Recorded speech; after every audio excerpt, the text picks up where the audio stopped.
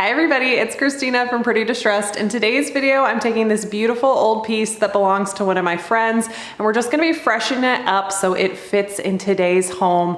Don't worry, I'm not covering this thing in paint. I'm gonna try to maintain as much of its natural beauty as possible. So if you wanna see this makeover, just keep watching.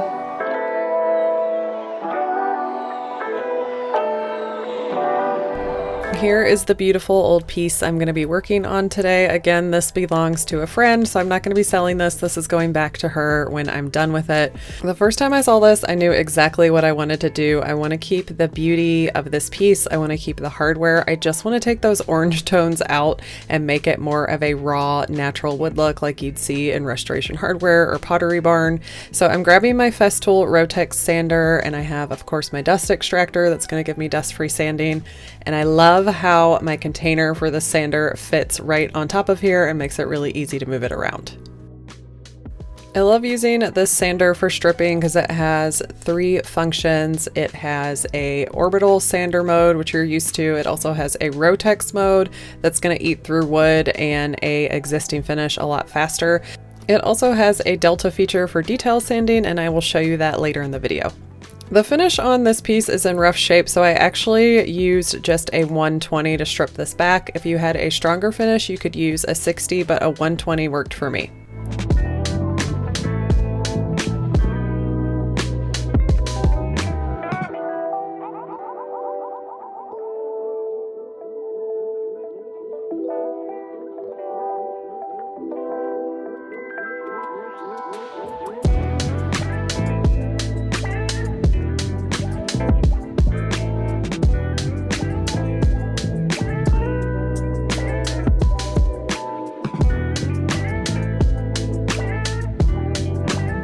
I'm removing my hardware and setting that aside. I'm going to polish it up and reuse it to keep the integrity of the piece.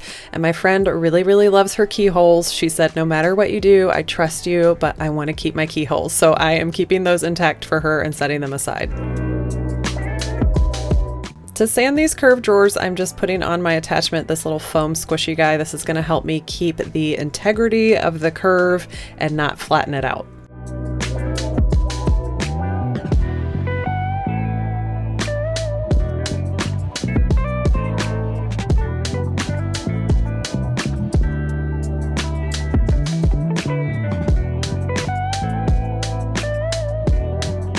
I also sanded off as much finish as I could on the frame and the mirror.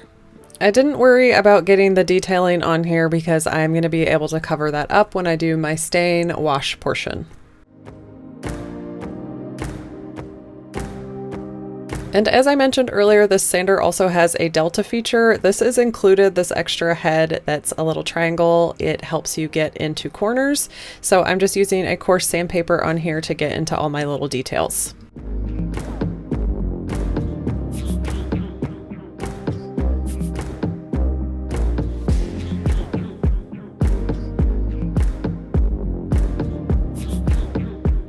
I got off as much finish as I could, and now I'm going back over the entire piece with a 220 sandpaper just to smooth everything out.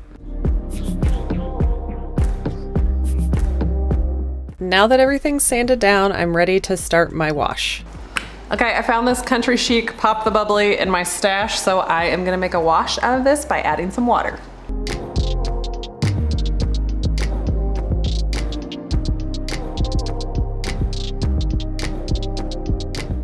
I like to do 1 part paint, 1 part water when I'm doing these washes, and it's gonna act like a stain. Okay, I've got my paint wash. I've got a really big paintbrush. This is my zebra angle 2.5 to cover a lot of area. And then I have my absorbent cloths. Sometimes I put a slip coat of water on here, but I want this to be pretty concentrated. I don't want it light. I got a lot of dark staining to cover up, so I'm just gonna go on full strength and wipe it back.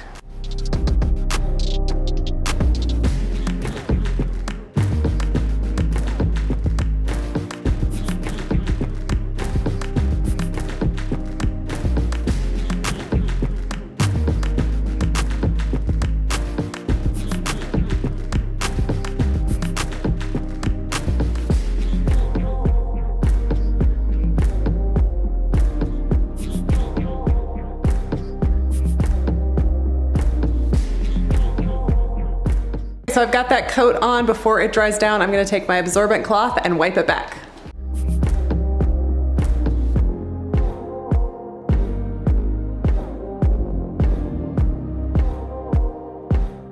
Okay, this looks absolutely amazing. So I'm gonna take my wash and apply it to my whole piece.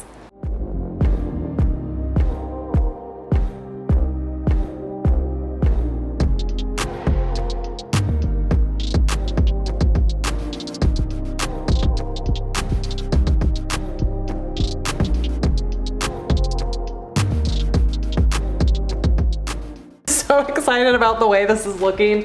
Why I love doing a wash on a piece like this when I have some of this, you know, variation in here, when I can't get all that stain off, it just covers up those imperfections. It works so much easier than stain. It's easier to control the color.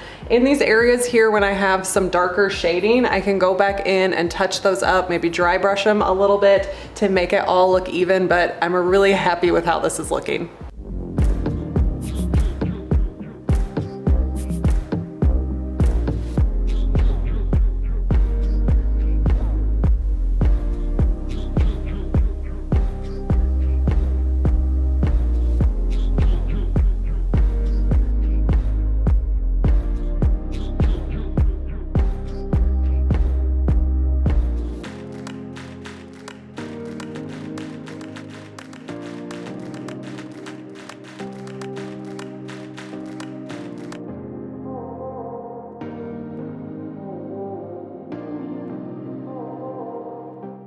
Okay, now I've moved on to the mirror frame and I changed modes here just a little bit around this detailing. I kind of was doing more of a dry brushing motion and I really wasn't taking a lot off with the rag because that still had a lot of stain left on it. I had to put more paint on here and be really gentle and not wipe back as much as I did on the raw wood parts.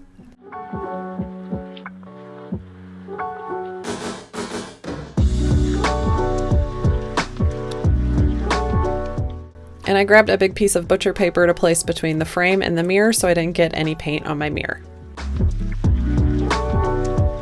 While that's drying, I'm gonna grab some vinegar and bring it to a boil, and I'm gonna put all my old hardware in here to shine it up. It's really brassy and I wanna bring it back to its glory days. So once you boil this, I just place all the hardware in here, let it boil lightly for about 10 minutes, and then you're gonna remove it. I let this cool off and then I take it out to my workshop because this next part makes a mess, so do not do it in your kitchen. I learned that lesson the hard way. To shine these up, I'm grabbing some fine steel wool and I'm just gonna buff each piece of hardware until it's nice and gold and shiny. Look at that difference. I am amazed every time I do this. Next, I'm going to seal the piece and I want this to be beautiful and raw. So of course I'm going to use my Dixie Belle Flat, one of my favorite top coats. And my favorite way to apply this now is using the Dixie Belle Blue sponge. You just get it a little bit damp with your sprayer, get some of that on there, wipe off the excess, and then it's just as easy as going back over your surface. This leaves a streak-free finish. It's just really beautiful and it's become one of my new favorite ways to apply top coat.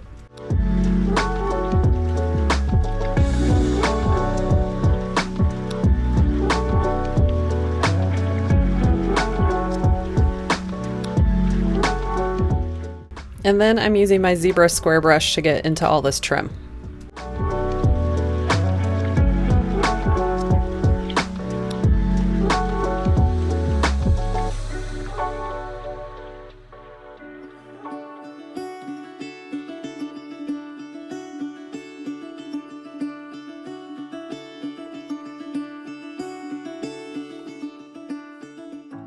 And of course, I cannot forget the frame as well as the mirror.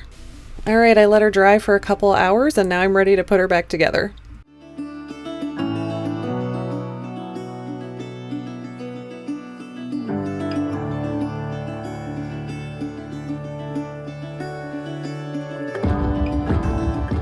And of course, I have to add back on my beautiful rejuvenated hardware.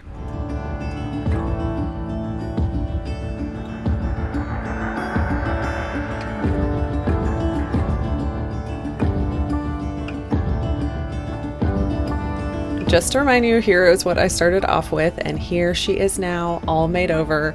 I love this beautiful raw wood look. It's such a modern classic look. This is going to be a showpiece in my friend's home. I'm making her take it out of her bedroom and put it right in her entryway, and I think it's going to be gorgeous, and I think all her friends that come over are going to love it too. The wood lovers might come for me on this one, but let me know down on the comments, do you like this new modern classic look?